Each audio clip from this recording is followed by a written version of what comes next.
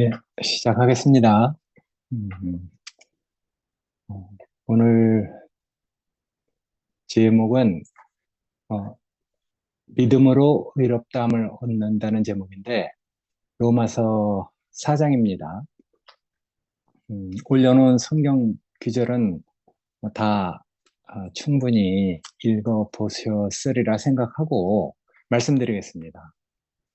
여기 이제 4장 1절에 그런즉이라고 이렇게 했는데 이것은 무엇을 부연 설명하기 위해서 하는 말이잖아요.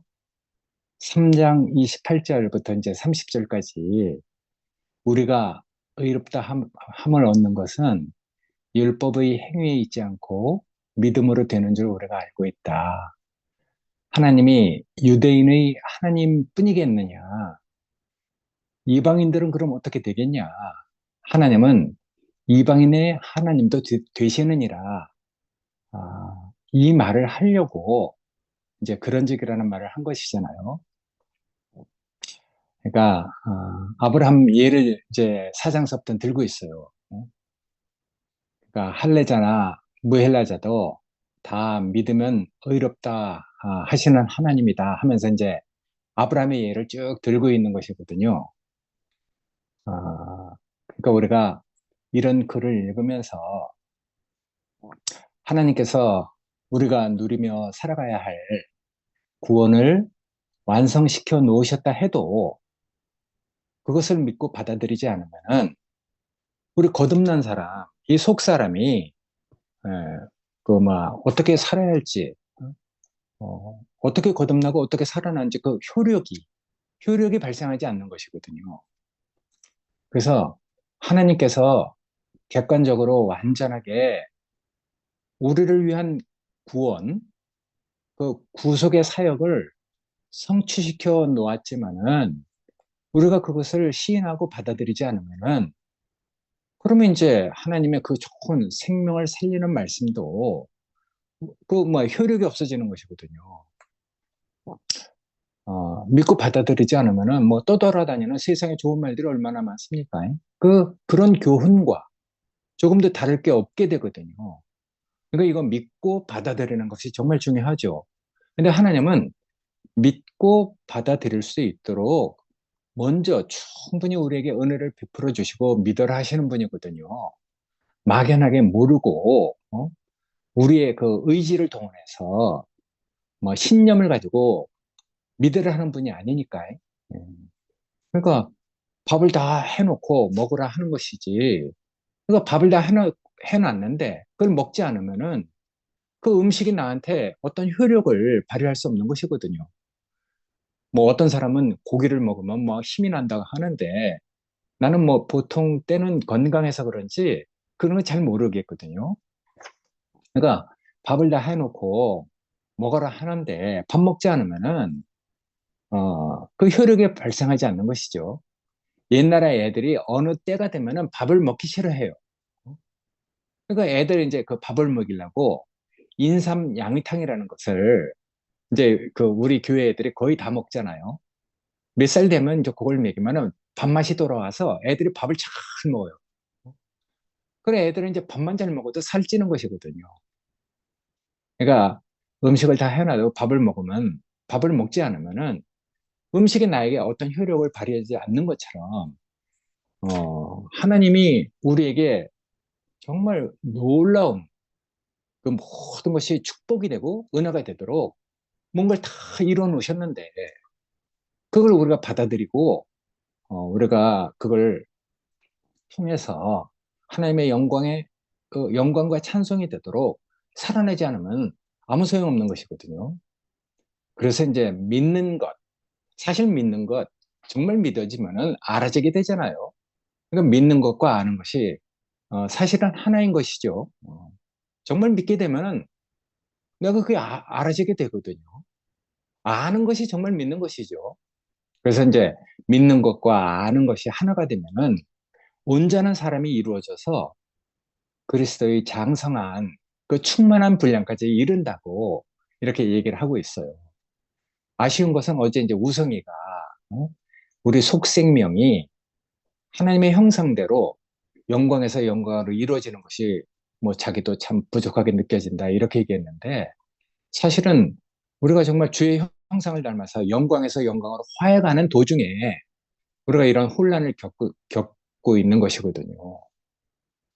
그러니까 뭐 다 그것도 이유가 있지만은 여기서 그걸 다 설명할 수는 없고 하여튼 4장 1절서부터는 어떻게 믿으면은 하나님이 의롭다고 하는지 그것을 구약의 아브라함의 예를 들어서 얘기하고 있잖아요.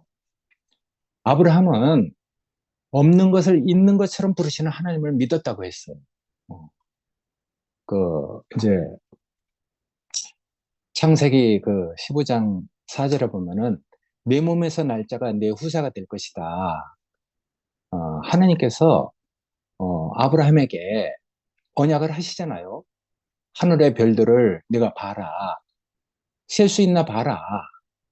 그 별들을 셀 수 없는 것처럼 네 자손도 이와 같을 것이다. 그렇게 그 하나님이 말씀해 주시니까 그걸 믿었대요.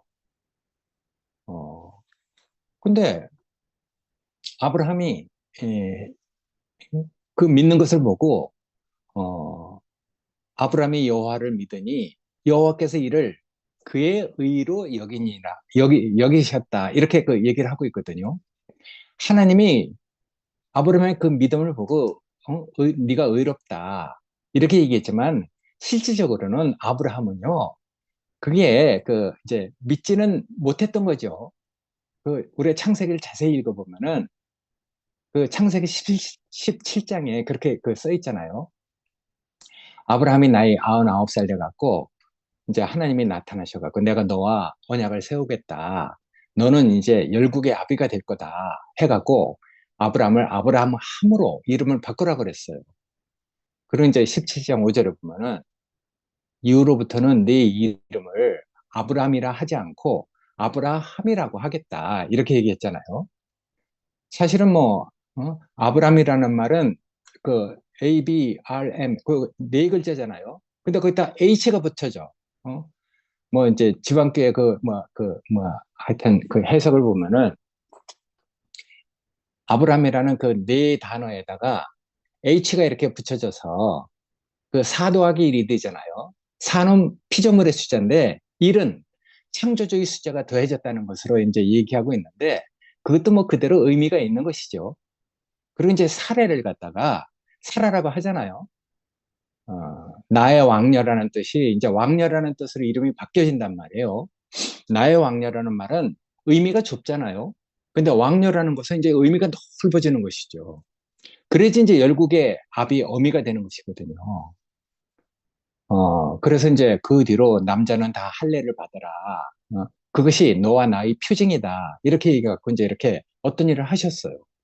근데 그 뒤에 보면은 여전히 아브라함이 하나님이 하시는 일을 믿지 못한다는 것을 계속 얘기하고 있거든요. 아브라함이 엎드려 웃으며 심중에 이르되 100세 된 사람이 어찌 자식을 낳으리요? 사라는 90세니 어찌 생산을 하리요? 하고 아브라함이 하나님께 고하니까 고하고 그렇게 얘기했다는 것이거든요. 이스마엘이나 어? 이스마엘이나 하나님 앞에서 살기를 원하나이다 이렇게 얘기했더니 하나님께서 그렇게 얘기해요. 아니다. 네 아내가 정녕 네게 아들을 낳으리니 그 이름을 이삭이라 해라. 이렇게 얘기했거든요. 그리고 이제 내가 그와 언약을 세워갖고 그 후손에게 영원한 언약을 세우겠다. 이렇게 얘기를 했는데도 18장에 보면 계속 믿지 못해요. 사라가 그렇게 얘기하잖아요. 아이고, 우리 주인이 내가 나이 많아 늙었고, 그 사라의 경수도 끊어졌는데, 그 속으로 그렇게 얘기하잖아요. 내가 노쇠하고 내 주인도 늙었으니 내가 무슨 낙이 있으리요. 이렇게 얘기한단 말이에요. 그러니까 사실은 99살 때까지 아브라함하고 사라는 사실은 믿음이 없었어요. 근데 이제 100세 때 할례를 받고 이삭을 얻고 나서는 이제 정말 믿지 않을래 믿지 않을 수 없는 사람이 됐거든요. 마치 죽은 자와 같은 자기들에게 하나님이 내년 이맘때 네 몸에서 이제 아들이 날 것이다 이렇게 얘기했는데 이삭을 얻고 나서부터는 어떻게 안 믿을 수 있겠어요? 마치 죽은 자와 같은 자기에게서 정말 생각할 수 없는 이삭이 나온 것이니까. 그러니까 이삭을 얻고 나면은 안 믿을래야 안 믿을 수가 없어요. 그때서부터 이제 그의 믿음이 변하지 않고 우리의 믿음이 조상이 된 것이거든요. 근데 그렇게 우리의 믿음의 조상이 됐을 때가 아브라함일 때가 아니고 아브라함 때였어요. 사라 때가 아니고 사라 때였었거든요. 그땐 율법도 없었어요. 할례를 받기 전이거든요. 근데 하나님이 주신 그 언약을 믿었기 때문에 하나님이 이를 갖다가 아브라함의 의로 여겼다는 거예요. 그래서 이제 로마서 4장 1절부터 25절까지는 아브라함이 하나님의 말씀을 받은 것이 할례로부터냐, 율법의 행위로부터냐, 할례를 받기 이전이고 율법이 있기 이전이다. 이렇게 얘기를 하면서 그가 어떻게 우리의 믿음의 조상이 됐는지를 쭉 얘기를 하고 있거든요. 그러니까 아브라함은 죽은 자에게서 생명을 주시는 하나님을 믿었다고 로마서 4장 7절에 그렇게 얘기를 하고 있단 말이에요. 사실은 이것도 사실은 바울의 간증이죠. 바울이 자기가 그런 사람이었었잖아요. 하나님은 없는 것을 있는 것처럼 부르시며 생명을 주시는 분이라는 것을 경험한 것이거든요. 그러니까 이제 구약의 그런 하여튼 신의라기도 하고 그 믿음의 조상이 어떻게 그 믿었는지 그걸 이렇게 쭉 얘기하면서 그런 것들이 어떻게 예수에게 와서 우리의 완전한 믿음이 되는가를 얘기하고 있어요. 로마서 3장 24절에는 그렇게 얘기하고 있잖아요. 그리스도 예수 안에 있는 구속으로 말미암아 하나님의 은혜로 값없이 의롭다 하심을 얻은 자 되었다. 이렇게 얘기했는데 이 하나님의 은혜로 값없이 의롭다 하심을 얻은 자 되었다 하는 것도 사실은 바울의 간증이거든요. 바울은 자기가 하나님께 대해서 예수에게 대해서 죽었다는 것을 발견했잖아요. 그러니까 자기가 정말 하나님의 믿음을 율법을 지키기 위해서 예수 나사렛 예수 이단의 예수 그 졸개들을 그 교회를 핍박하기 위해서 쫓아가다가 다메섹 근처에서 예수를 만났단 말이에요. 그리고 나서 이제 자기가 죽은 자로 발견됐기 때문에 나중에 그렇게 고백을 하잖아요. 의인이 없다. 하나도 없다. 하나님을 찾는 사람도 없다. 선을 행하는 사람도 없다. 다 치우쳐 한 가지로 무익하게 됐다. 모든 사람의 죄를 범함에 하나님의 영광에 이르지 못했다. 이렇게 얘기를 하고 있는 것이거든요.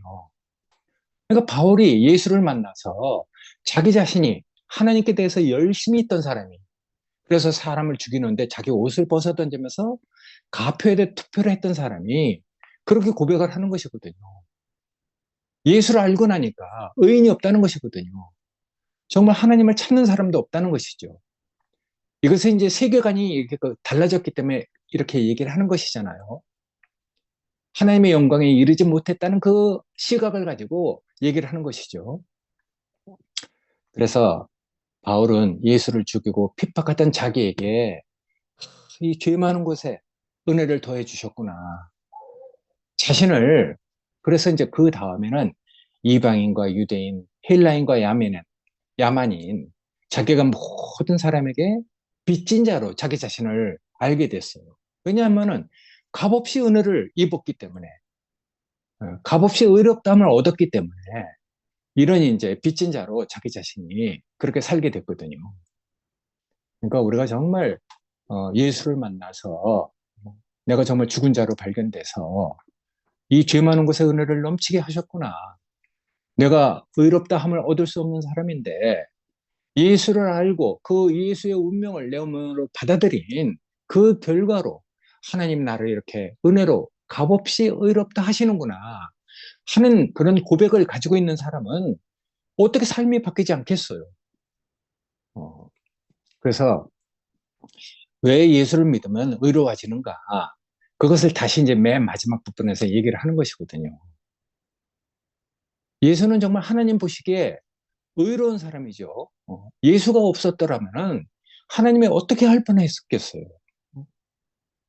그러니까 예수는 정말 인생으로서 지으신 자 앞에서 자기 위치를 지킨 사람이잖아요.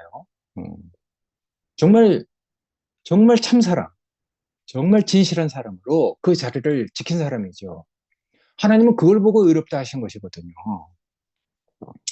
자기 자신의 그 갈등과 천사의 시험을 사람의 분본으로 지켜내신 것이거든요. 자기도 왜 갈등이 없겠어요? 할 수만 있으면 이 잔을 내게서 옮기소서. 그렇지만 내 뜻대로 말고 아버지 뜻대로 하옵소서.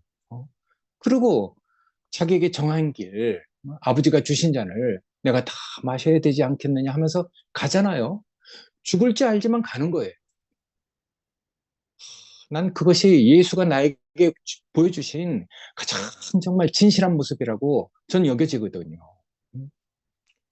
어, 그러니까 자기 자신도 갈등이 있었던 사람이고 천사의 시험을 그 가지고 사람의 본분을 지킨 사람. 난 그 사람이 정말 진실하게 보여요. 아담은 왜 의롭지 못했냐 하면은 먹지 말라는 선악과를 먹었기 때문에 그래서 자기 이름을 빛내고 하늘에 올리려고 한 그 결과가 됐기 때문에 그래서 이제 불의한 자가 된 것이거든요. 그 후손, 그 계열에 있는 사람들은 다 하나님의 영광에 이르지 못했어요. 다 치우쳐 한 가지로 무익하게 되고 의인이 없고 하나님을 찾는 사람도 없다고 했거든요. 이 세상에 의인이 왜 없습니까? 하나님을 찾는 사람이 왜 없습니까? 근데 정말 예수를 알고 나면 바울처럼 그런 고백을 안 할 수가 없는 것이거든요. 하나님의 영광에 무사람이 이르지 못했구나. 이렇게 이제 여기게 되거든요. 우리가 하나님의 영광으로 우리가 하나님의 영광이 찬송이 되는 것도 사실은 뭐 다른 사람들이 일반 기독교인들이 생각할 때 그게 뭐 영웅처럼 생각되는 그런 삶이 되는 게 아니에요. 영웅처럼 생각하는 그런 놀라운 사람이 되는 게 아니거든요. 하늘에 있는 그 별처럼 보편적으로 다른 그 별들과 어울려서 빛을 내는 것이거든요. 하늘에 있는 그 별들이 정말 다른 별들하고 어울려서 그 밤하늘에 그 별, 그 뭐야, 밤하늘에서 반짝이고 있잖아요. 난 어렸을 때 은하수를 봤어요. 하늘에 정말 정말 응? 하늘에 어렸을 때 시골에 내려간 적이 있는데 그 깜깜한 밤에 은하수가 강처럼 이렇게 흘러가나. 야, 그래서 나는 어떤 때는 몽골 한번 가고 싶다. 이런 생각을 해요. 몽골은 아직도 그렇게 은하수가 흐르고 그런데요. 어. 그러니까 그게 뭐 혼자서 반짝이는, 혼자서 빛나는 별이 있겠어요.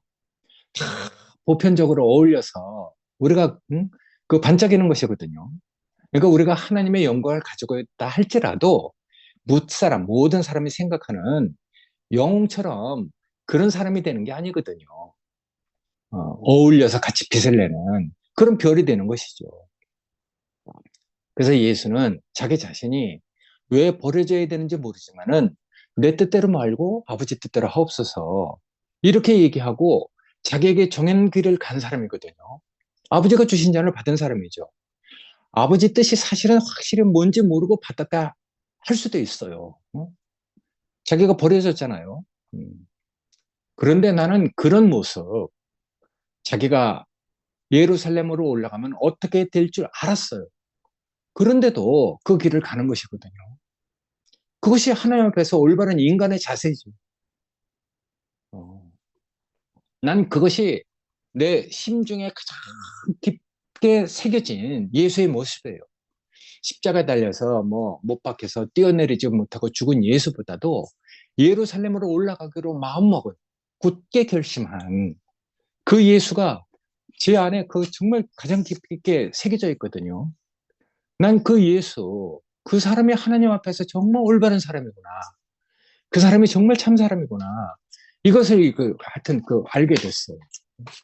그러니까 그것이 아까 이제 그 바울이 얘기한 것처럼 그런 것들이 뭐 율법의 행위를 지켜서 의롭게 된 분이 아니잖아요. 오히려 안식일 날 성전에 올라가서 오른손 그 마른 자를 일어나게 해서 성전에서 그걸 고치시고 그 배고픈 제자들을 데리고 밀밭 사이를 다니게 하면서 그 배고픈 제자들이 밀 분명히 꺾어 먹을 거를 그 알고 그렇게 하셨다는 좀 다분히 의도적인 그런 그 면이 있잖아요. 어쩌면은 우리에게 파격적인 모습을 보인 거죠. 그러나 그런 표면적인 모습 이전에 하나님이 지어주신 인간 존재를 가지고 하나님 앞에서 의로워진 분이잖아요. 인간 존재를 가지고 그 인생을 하나님께 드린 사람. 그래서 그분은 당연히 우리의 운명의 대표자가 된 거죠. 우리에게 그런 길이 보이고 그 길로 우리를 이끌어가면은 안 갈 사람이 어딨겠어요? 버틸 사람이 어딨겠어요? 물론 우리도 갈등이 있겠지만은 그 길이 예수가 우리에게 보여도 저게 우리의 운명의 길이구나 하고 우리가 그렇게 믿음으로 받아들여서 잘 알지 못하지만은 우리가 지금 이렇게 살고 있는데 그러니까 정말 난 그분이 내 앞에서 가장 인생의 진실을 보여주는 사람 우리를 지으신 자 앞에 딱 서게 되면요 그건 정말 경험해보면 알아요. 나를 지으신 자 앞에 우리의 행위에 있지 않고 내 존재를 요구하시는 분. 그래서 예수를 볼 때, 그래서 그분은 당연히 우리 운명의 대표자가 되신 것이거든요. 우리도 사실 다 그런 사람이죠. 우리 인생 그대로를 하나님 앞에 내놓으셨기 때문에 하나님께서 그 사람을 의롭다 하신 것이거든요. 하나님이, 정말 우리에게 그런 길로 우리를 이끌어가면은 아니라 할 사람이 어디 있겠어요. 그러니까 이건 율법을 지켰느냐, 못 지켰느냐, 할례를 받았느냐, 안 받았느냐 하는 문제하고는 상관없는 것이거든요. 나를 지으신 자 앞에 서는 것. 그러니까 이제 우리 안에서도 그걸 다 증명하고 있잖아요. 미라가 늘 근원이 얘기를 했는데 근원이가 뭐 율법을 지켰어요. 뭐 할례를 받았습니까? 나는 미라와 뭐 근원이를 볼 때 미라의 그 변화, 미라에게 인식된 하나님, 미라 자기 자신의 그 존재가 하나님 앞에 서서 지으신 자 앞에 서서 자신이 발견됐기 때문에 근원이와 겹쳐져서 어? 자기를 의롭다 하시는 하나님에게 자기 자신을 고백하는 거잖아요. 근원이를 이제 예를 들어서 근원이를 그 얘기를 하지만은 사실은 근원이보다도 미라의 그 변화, 자기를 지으신 자 앞에 서 있는 그 미라의 그 변화가 우리에게 다 느껴지는 것이잖아요. 근원이가 뭘 알겠습니까? 미래가 놀라운 것이죠.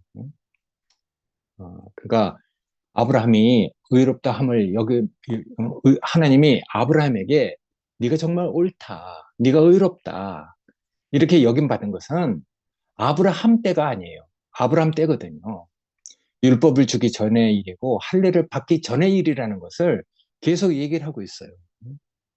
아브라함이 바랄 수 없는 중에 바라고 믿었으니 이는 네 후손이 이 같으리라고 하신 말씀대로 많은 민족의 조상이 되게 하려고 아브라함을 우리의 믿음의 조상으로 부른 것이다 하고 바울은 아브라함을 간증하고 있는 것이거든요. 그러니까 아브라함도 사실은 영광의 하나님을 봤단 말이에요. 잘 모르고 그냥 하나님을 그냥 신뢰하고 따랐지만은 너무나 자기 속에 없는 것이기 때문에 심중으로는 어떻게 그런 일이 이 99살 된 나한테 어떻게 정말 후손이 생길까? 차라리 자기가 실수를 했지만은 정말 이스마엘이나 나하고 같이 살게 해달라는 그런 사람이었었거든요. 근데 하나님께서 그러잖아요. 내가 능치 못할 일이 있겠느냐 하면서 하나님께서 무슨 일을 하시는데 그런 일을 보고 이제 아브라함이 이제 이삭을 모리아산에 이렇게 바치는 믿음을 갖게 된 것이거든요. 모리아산에 바치라 했을 때 없는 것을 있는 것처럼 주시는 하나님.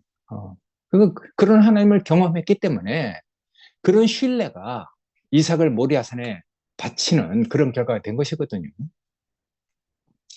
오히려 바울에게도 네가 교회를 그렇게 하고 있지만은 이 교회는 네 거 아니다 하고 하나님께서 바울에게 얘기했을 때 바울은 그럼 아닙니다. 고린도 교회, 뭐 에베소 교회 내가 가서 얼마나 수고를 했는데 하면서 그런 얘기를 했겠어요.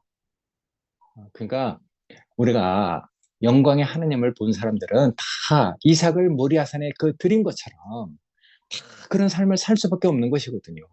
음. 그러니까 우리가 그런 사람을 보면서 정말 하나님 앞에서는 덜 빈 그릇인 그것이 얼마나 축복인지 하나님 앞에서 우리의 운명을 대표하시는 진실한 사람 하나님 앞에서 정말 인생의 그 바른 자세를 가지고 있는 이런 사람이 우리에게 비춰졌다는 것 그게 복인 것 같아요. 그러니까 우리가 이런 사장을 읽으면서 어떻게 이것을 믿는 자들에게 의로 여기시는지 어, 저에게 의로 여기셨다 기록된 것은 아브라함만 위한 것이 아니요 의로 여기심을 받은 우리도 그 위한 것이다. 곧 예수 우리 주를 죽은 자 가운데서 다시 살리신 이를 우리가 믿는 것이다. 이렇게 얘기했는데 사실은 우리가 이런 것도 예수가 이제 우리 안에서 다시 살아난 그 경험을 가진 사람은 그렇게 신비하고 좀 추상적으로 써 있는 어쩌면은 신화적인 그런 요소를 가지고 그렇게 그 표현한 것도 자기 자신 안에서 그것이 다 이렇게 그 알아지게 그 돼 있는 것이거든요. 그러니까 우리 안에서 예수가 다시 살아나고 예수가 정말 우리에게 참 사람으로 보여서 우리도 그 운명을 벗어날 수 없는 그런 사람으로 예수를 우리 운명으로 시인하고 영접하고 받아들이는 하나님은 그런 사람을 다 의롭다고 하는 것이거든요. 그래서 믿는 자에게는 차별이 없대. 이방인이나 유대인이나 헬라인이나 야만이 차별이 없다는 것이거든요. 그래서 하나님이 세상을 이처럼 사랑하사 독생자를 주셨으니 이는 누구든지 저를 믿는 자마다 영생을 얻게 하려 하십니다. 이런 얘기를 하고 있거든요. 그러니까 우리가 정말 이방인이나 유대인이나 할례인이나 무헬라잖아. 다 하여튼 예수가 우리의 그 주가 되도록 길을 열어놓으신 것이거든요. 그러니까 우리가 이런 주님이 우리에게 이렇게 비춰졌다는 것. 그러니까 이건 노선이 그 다른 노선에서 이렇게 그 이제 얘기하고 있는 것이거든요. 사도행전에 보면 그렇게 써 있단 말이에요. 스데반의 그 간증이지만은 영광의 하나님이 저에게 보여 가로되 이렇게 얘기한단 말이에요. 그러니까 영광의 하나님이 우리에게 이렇게 그 비춰진 사람. 그래서 그 하나님의 그 약속이 그리스도를 통해서 어떻게 우리의 그 진실한 운명을 비춰냈는가. 그래서 그 진실한 운명을 우리가 그 발견하고 그 운명을 우리의 운명으로 받아들여서 그리스도가 우리에게 비춰주시는 그 노선을 따라가는 사람들은요, 다 이런 고백과 이런 삶 안에서 살게 돼 있거든요. 그럴 때 우리의 믿음이 아까 얘기한 어떤 효력을 그 발휘하게 되는 것이거든요.